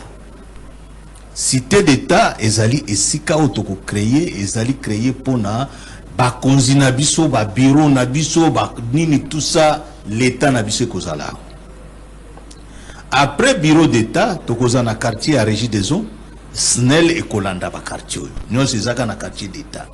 Alors Régie des eaux kozana tonga immeuble nae quartier ya ba personnel na union sonasima. Donc azan a besoin de azwa transport pour ya musala. Nous se permet. Nous se permet. SNEL ba société paritatique na biso nyonso ekozala suivi na quartier. Potovele City. Potovele. Projet maquette. Maquette. Alors tokozwa ba américains, tous les grandes puissances du monde. topé ça bango 10 km, 10 km, 10 km chacun. Alors, 10 km, on est allé mutuna mutu, aya kolakisa biso de quoi architecte naye, aya kolakisa biso le savoir-faire naye. Que o ezali quartier des Américains, ba Américains de Batonia. O ezaba français, o ezaba belge, parce que au Congo, le futur temps, on veut vivre avec tout le monde. On ne veut pas le monopole qui, non, nous sommes les privilégiés. Non, non, non. On veut vivre avec eux, tout le monde. Toutes les grandes puissances du monde. Oyalingi Koyako investir dans Porto-Verde City. Nous invitons tous les gens, tous les investisseurs du monde. Ça, c'est une nouvelle ville du Congo. Otolingito, nous voulons implanter au centre du Congo. Donc, au centre du Congo. Ça, c'est une nouvelle ville que nous voulons implanter là-bas. Qui est en construction, qu'on va maintenant mettre en construction. Nous invitons tous les investisseurs, les millionnaires du monde. Voilà une nouvelle ville du monde.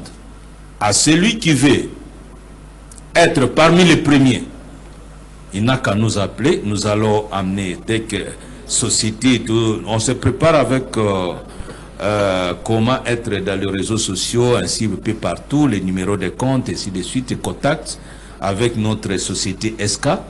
Alors, les sociétés SK, c'est juste au départ. Et ça va, on doit avoir aussi la grande société qui va accueillir les grandes sociétés de construction qui vont venir de l'extérieur. Ça veut dire Samoun, Soleil et la Lune pour notre développement. Yangonde kwa globé et SK et la société Okoyato. Mais SK à Kozala. Yenne na makambo ya exécution. Bawe nyoso bakoya.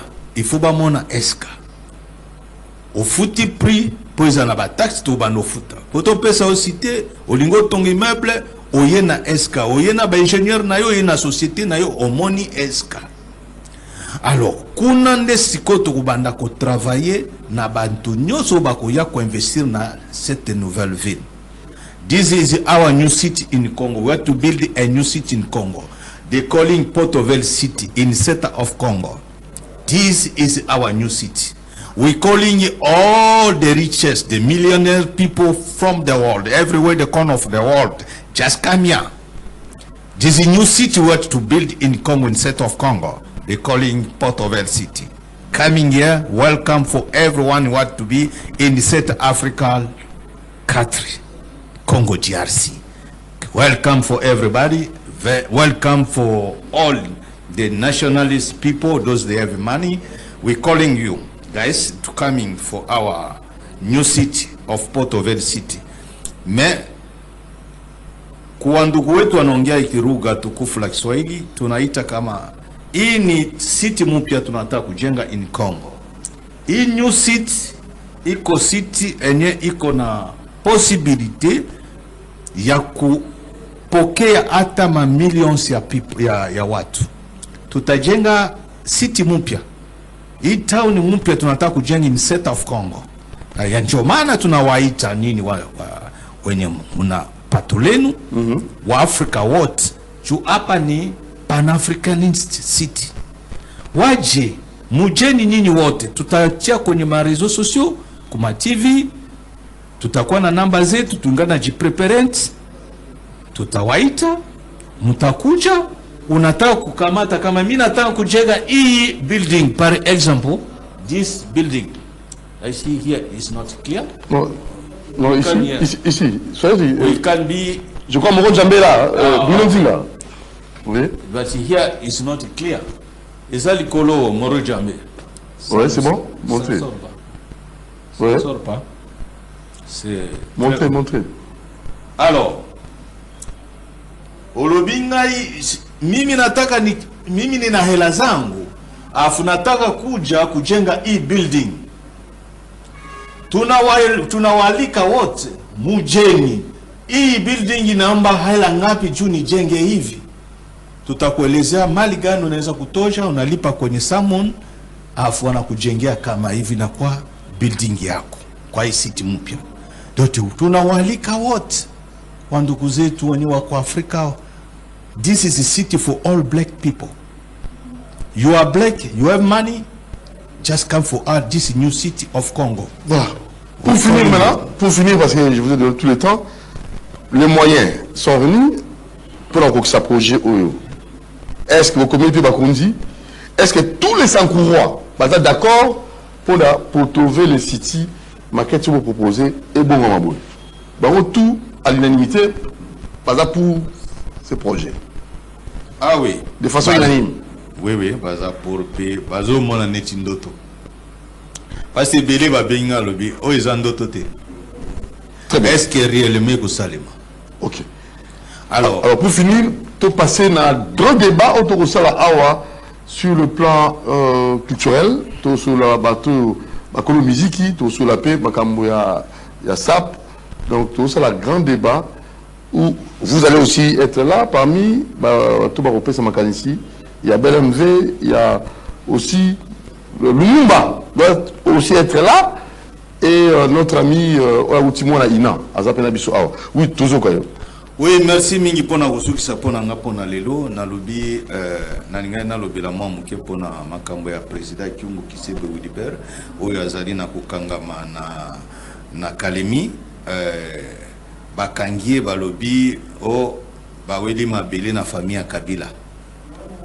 Alors mabele wana awilango ezayimba kuwela ezaneti chef Selembao ay kuwela na chef ya Kalamu Rivière Kalamu de makambo ezoleka kuna po bakonzi ba comprendre.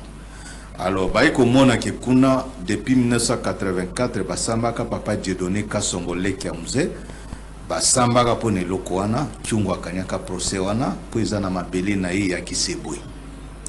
Et nini ba wele la place wana eza que na mabele wana eza na rivière mibale yokukuta na mbisi ebimi makasi na place wana.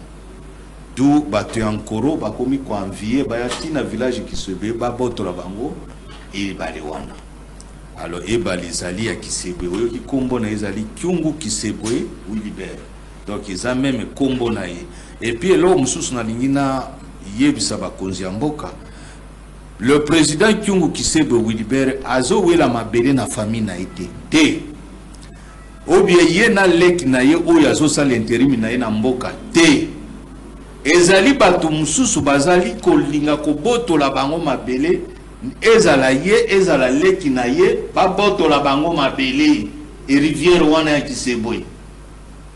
Alors bato ba tiembongo aje po babotola bango mabele wana ezali papa Dieudonné Kasongo Kitenge. Vous avez une preuve? Oui. Parce que quoi, basamba déjà. Ok. Selon vous. Basamba déjà mikanda ezali na moni pi mikandango. Po ba dossier la muki batindelinga mikanda Kyungu na kokoma mususu en Swahili. Donc ça Kyungu ndaka ni procès za mabele na yi.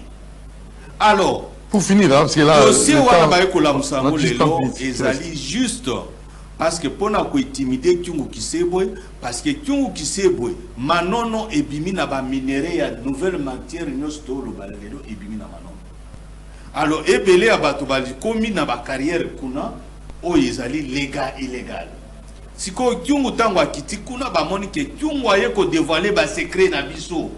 Ba bundisa ye ba créer les ba problème ba moni côté ya mabele asa longaka na ye justice wana eza na tina te ya kolobeli lango eza mabele na ye baba nolo bana Kinshasa wa ke chef coutumier Kyungu n'est pas chef coutumier mais chez lui problème yango wana na ki village qui se ya kombo na ye babo de village ya kombo na mo ya kombo alors pour finir pour là que nous disons na ba konzina biso ba créer les trois dossiers mabele wana ba moni ba kokate ba lobi pe exurbateur na Kinshasa ba yebi Kyungu partout Kyungu n'est pas exurbateur ba yoko créer dossier te azali motalinga créer rébellion ou créer rébellion zata na $100 na poche na ba panzini na et puis na panzini et puis na troisième âge Kyungu azana 77 ans si quoi ko sala na troisième âge a sala rébellion na vous allez voir na ba photo na ba vidéo na tindra kiawa Kyungu na kaliko ya président de la République na manono azo prêcher bango que non tous à la président si ma président de la République et depuis à banana papa ti les lois tingama kana. Alors pour finir en termes de conclusion ni au sengi na ba kondi Kyungu Kisebwe bazolinga ko intimider ye po akota na ngambo na ye na bango po ye azan idéologie tshisekediste. C'est ça le but et c'est ça l'objectif pour balongola kuna a déranger terrain.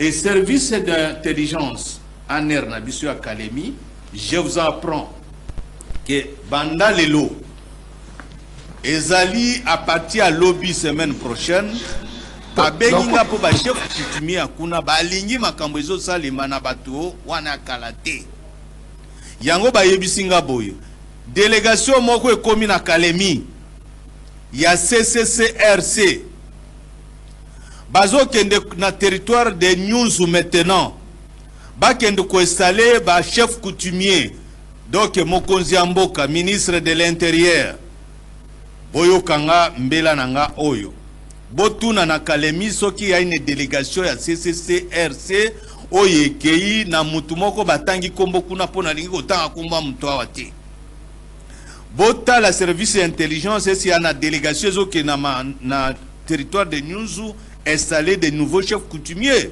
ce qui est zali c'est qui trouble lingi kota kuna yango na ibisa kibino ke forum oyo e boteli biso mboma malamu te kaka bato babomi komi nani corps ya ba chef coutumier babomi coutume congolaise kaka na forum wana ba breveté ba même kaka bato babomi coutume ba breveté bango na forum.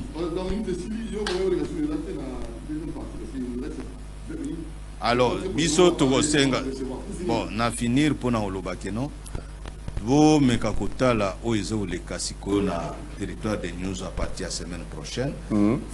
Trouble pour ba bengi biso bon mon ndenge chef Kyungu bayamba na caravane motorisée ba lingi na population makasi kuna je na kosenga na mokonzi ya mboka mutu na yo bakangiye mutu na aza na boloko mais le président Haïti oui yango na otinda message pas mokonzi ya mboka le président aza na boloko luka ondenge nini ba libérer ye azala libre pe asala musala na ye librement na province wana to bato balingi ye. Merci beaucoup Nabi. Toza na mbongo te me bato balingi biso. Alors merci beaucoup. Biso tozali pona ngana Kyungu toza ba défendeur ya ba défenseur. Allez, défenseur ya coutume. Merci beaucoup. Congolaise. Levez-vous, ça n'est fini hein, parce que ça va tiquer aussi cette émission. Les programmes va finir tout l'espace là. Alors, il nous reste 20 minutes, on va recevoir notre très cher ami Aouti Ina et BLMV. Je crois très prochainement, on va vous associer dans un débat parce qu'il nous reste 20 minutes. Avec vous, on a pris 45 minutes seuls. On va rappeler aux enseignants, autant que ça. Hein? Pasteur. Ah, pasteur, c'est normal. Alors, bon, on va faire juste un tour, juste panneau, hein, panneau pour tout le côté ça va inviter les bisous. On y va.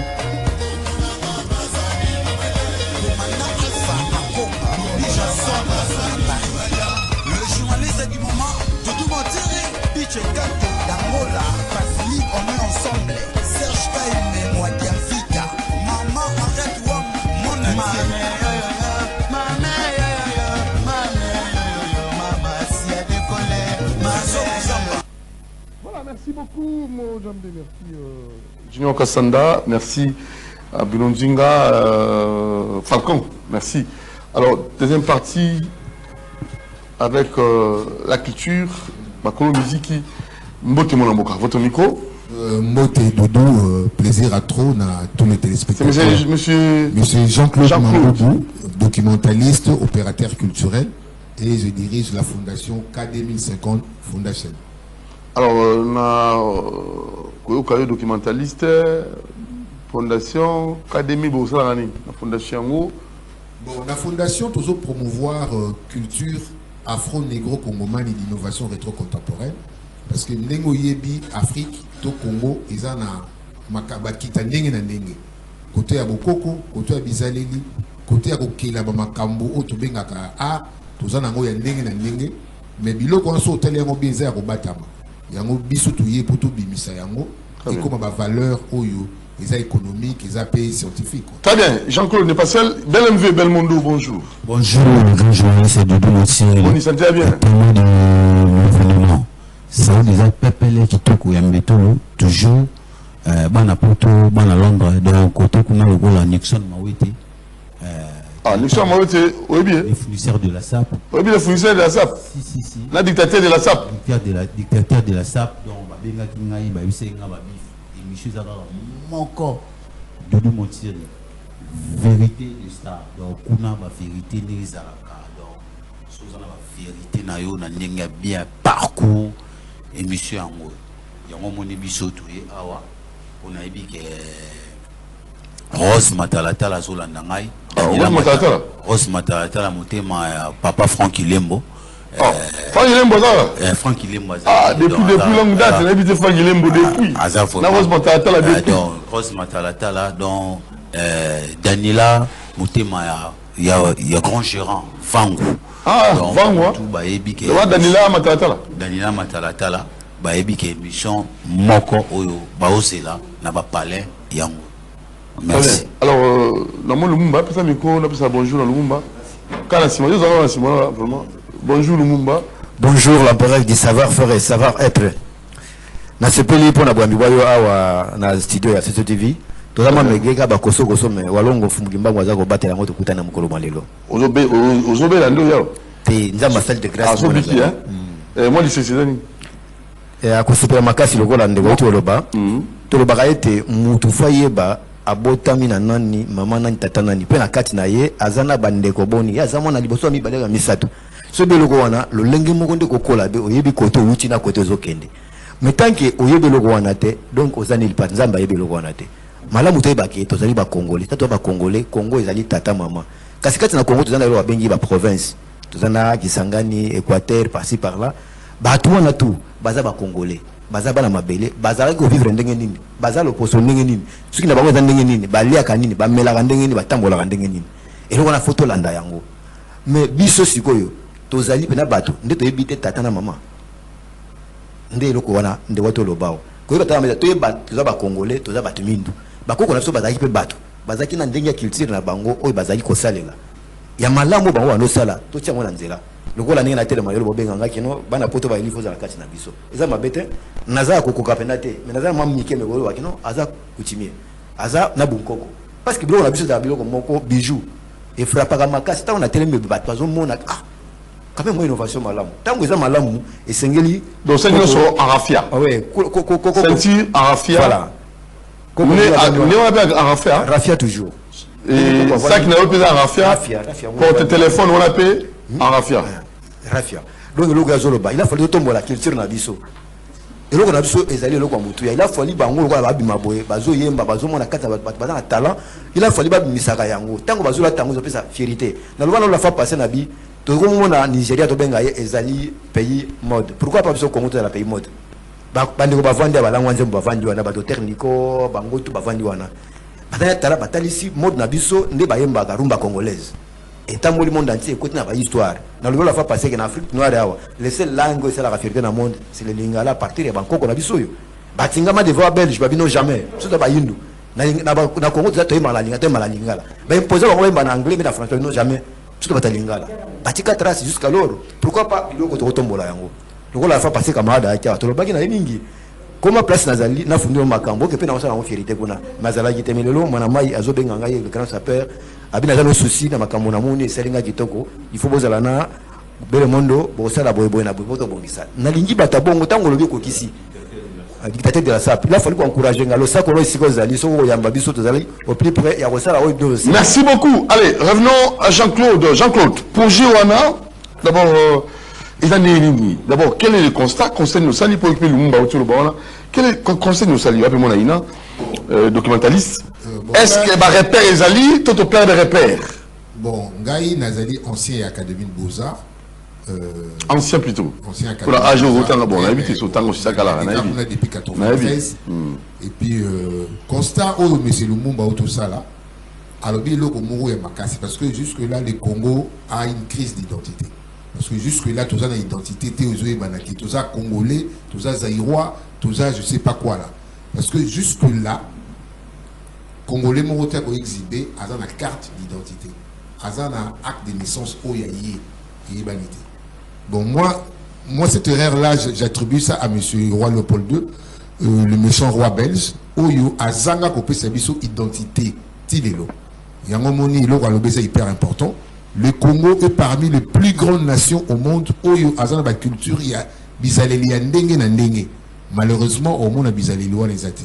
N'a pas un exemple, moi, à Mouké. Si vous avez une façon de faire la pondu, ils ont art culinaire. Si vous avez une art culinaire, vous avez la pondu. Vous avez combien de sortes de la pondu? Mais au moment où vous avez la pondu, vous avez un livre. Quand tu arrives en France, au moment où menu na bango, vous avez un livre. Livre, vous avez 20 euros. Si vous avez plus ou moins 1 million de livres, vous avez 20 millions d'euros. Donc, pays de la polyculturalité mondiale, voilà. Mais tous ont combattu, tous c'est grave ça. Moi j'ai fait une expérience, je suis allé au musée national, au Yabiso, le cours tout ça la il y a projet autour il y a résonance bakolo musique. Ba papa na biso ba koko na biso o ba pionnier géniteur ya musique rumba. Na kekota la na musée, il a ta photo ya Wendo ezalité, a ta photo ya Bouani ezalité, ya maman lycée nga ezalité. Il y a papa Bikonda Ezalité, il y a papa Nayebité, Baza Ebele, Monsombo musulman Jean, et bébé Mondonga, Baferouzi Kamini. Il y a. Alors, c'est quoi les dangers? Non, les dangers, nous risquons de. Donc, nous avons déjà perdu notre patrimoine.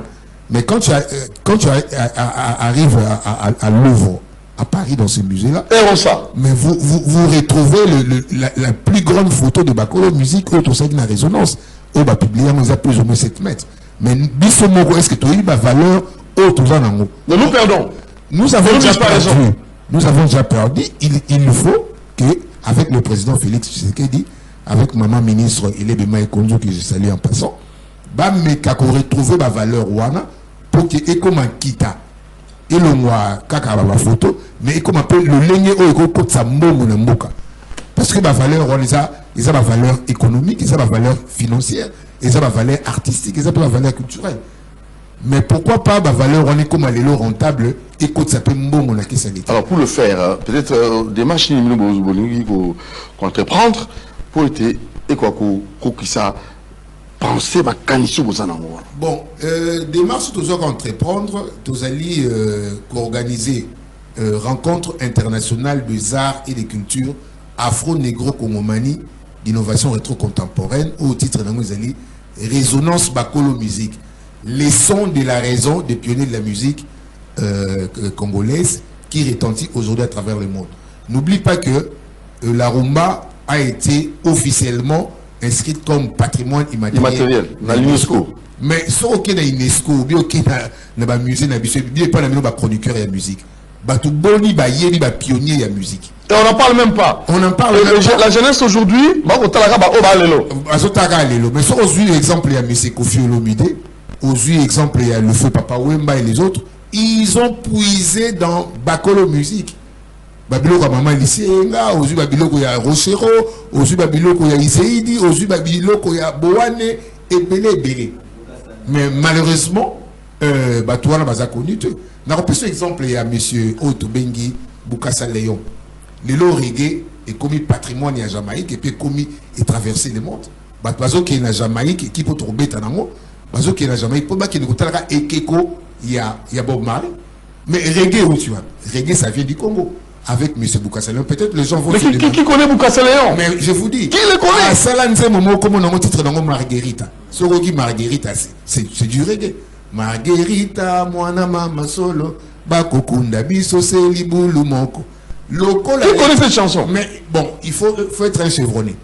Mais Ezala qui. Mais là, il y a M. Nani Bukasa Léon. Bukasa Léon. Si tu dis que tu as chroniqué, la plupart, Bukasa Léon. À Sali Banzembo Bello, une Zembo est mené à Yembaki Nzembo, comment ça s'appelle à Zotambola, bon, ça va venir après, j'ai oublié un peu, mais Ezali, Nzembo, Azoyembela, moi, c'est Adolphine, qui toque le rôle Angelo, Sogomoni le Ketonaye, et puis Sanga le rôle à Liboma, et mené à repris cette chanson. Mais je ne sais pas dans la chanson qu'il avait reprise, ce qui a cité Bukasa Léon. Aujourd'hui, Moutuloko, là, mais c'est Férouzi Kamili. Le grand poète, Anek Obet accordéon, le seul artiste en Obet accordéon à Congo. A Sali Banzembo est belé. Où il y a passé ma conseil, donc, Tilelo et Tikala. Aujourd'hui, Papa Wemba, il a repris la plupart des chansons de Véboukoul. Isaki, Babiloko ya Tipo, on a Férouzi. Isaki Biloko ya Wendo, Isaki Biloko ya Papa Azaki na Braza, mais c'est Paul Kamba. Aujourd'hui, mais c'est Boane. Oyo akomaki Nzembo yena Papa Wendo, Nzembo ya Marie-Louise. Mais la plupart sont retournés Bango. Donc ils sont dans l'oublié de l'histoire. Il y a un moment projet Résonance Bakolo Musique et ils allaient pour célébrer les pionniers dans Moussalo Bango Massai. Et vous avez fait comment? Bon, nous avions introduit le dossier officiellement auprès du Centre culturel et artistique des pays de l'Afrique centrale avec M. Baloufou et puis Mama Tinandele, que je salue en passant. Oyo bandimi tout ça là yango en collaboration à partenariat na bango. Mais yango to sengaki di solo oyo et contre la présidence parce que ezali kita. Ezaka diamante, ezaka coltonte. Le loyo Michael Jackson, il a laissé plus de 2 milliards de dollars. Et aujourd'hui mais c'est Gims Gandhi Juna. Il pèse aujourd'hui plus de 200 millions. Voilà pourquoi les autres. La jalousie. Mais bon, un problème énorme. Nakati sa projet na Zoïb Sayo, c'est un scoop que n'a pas ici. Nzembo oya bakolo musique pour la première fois comme oya bakolo musique tu vas reprendre on a Gandhi Juna na orchestre kimbangiste symphonique il y a monsieur Armand artiste Armand Yangenda que je salue en passant à Yamba biso kitoko tout se limpe bien et puis toujours préparé eloko wana autour ça la yango awa na Congo pour Gims na orchestre symphonique kimbangiste. Imaginez la voix de Gims écoute à la musique symphonique. Mais c'est Jean Goubal, je salue en passant. La haute musique. Donc, dis-moi quel est ce chanteur qui va faire aujourd'hui une chanson avec, par exemple, l'orchestre symphonique. Donc, ce sont des valeurs congolaises que nous devons respecter et puis valoriser pour ce qu'on a comme Mbongo. Il y a un projet en résonance Bakolo Musique. Nous avons salué Christian Moudiri, place à Zali, parce qu'il a accompagné son projet. Nous avons papa Loma honorable. Nous avons accompagné Bisso. Yango Omoni, M. Balouf a l'habité. Projet on que ça à Paris, à Bruxelles, à Londres. N'est papa dit tout à l'heure, l'histoire du Congo va s'écrire au Congo. Donc l'histoire de la musique du Congo devrait s'écrire au Congo, mais avec des chevronnés. Je salue papa Dizi Manjekou, Oyo Andimi Azala comme arrangeur. Il y a Nzemboana, na Pepe Feli Manouakou, Oto Bernard Bengaye, magicien de la guitare. Champion. Champion Oyo Asai Manouakou. Ndomolo, musique Manouakou. Pepe Feli. Ah, donc Pepe Feli, donc Oyo basé na kata projet, notamment tous allés na Yo Satalo qui est guitariste et Akala Betana Bakuba Mayopi tous allez na Pepe Feli, tous allez na papa au hasard la Belgique, Dizzy Manjekou, où il y a bêta l'album à Mario, à Bettina Rochero, à Bettina Hockey Jazz, à Bettina Continental, à Betty. Donc, bango bazana maye l'épaule le rumba et mata et tika les sigo ezali. Yango moni to pensa ki mungongo ya Gims atika la kana ba mindelete akota pe na rumba na ndenge to lobi na nzimbo wana ba osala ngona orchestre symphonique Kimbanisi. Tala le loyo asali nyoso. Malheureusement ba mindele ba commence à payer. Mais les Blancs, c'est plus ma intérêt. Non, nous sommes de cœur avec lui. Et ce que je demande. Et aussi Mbaté. Non, ce que je demande au ministre de la Culture. Il faut soutenir. Maman Idébé. Bateau Abisso. Président de la République. Bateau nous pour. Tony Roy à Maroc. Mohamed 6 plutôt. Et si là. À Keïti, à Paris, pour intervenir. Na Makamouya procès, Makamouya. N'est pas Maître Gims. Mais notre président peut faire de même. Ministre de la Culture a lancé mot. Artiste Nabiso, tout ça la pétition pour que injustice soit ici là. C'est comme ça qu'on a fait avec Michael Jackson pour casser là on a eu ce qui tout le monde a mata. C'est pas bon. Il y a un moment biso tout le monde ba kobo toza na identité na biso. Toza na bizaï na biso toto mulango. So que na ina au monde bazotanga Mozart, bazotanga Beethoven, mais batanga jamais wendo. C'est pas bon, même ça, tout ça, il faut jamais. Il faut réforme. Papa Grand Calais. La docteur Nico. Dernièrement, j'ai eu des contacts, j'avais causé avec Papa Nimi, Oyakoma, histoire et la musique congolaise. Alors, il m'a aussi invité dans le pays, à Bermuda. Beaucoup de Congolais savent ce pays-là. Bermuda, ils allaient vers Pacifique, dans l'Amérique, dans la musique. Il y a l'université à Bermuda.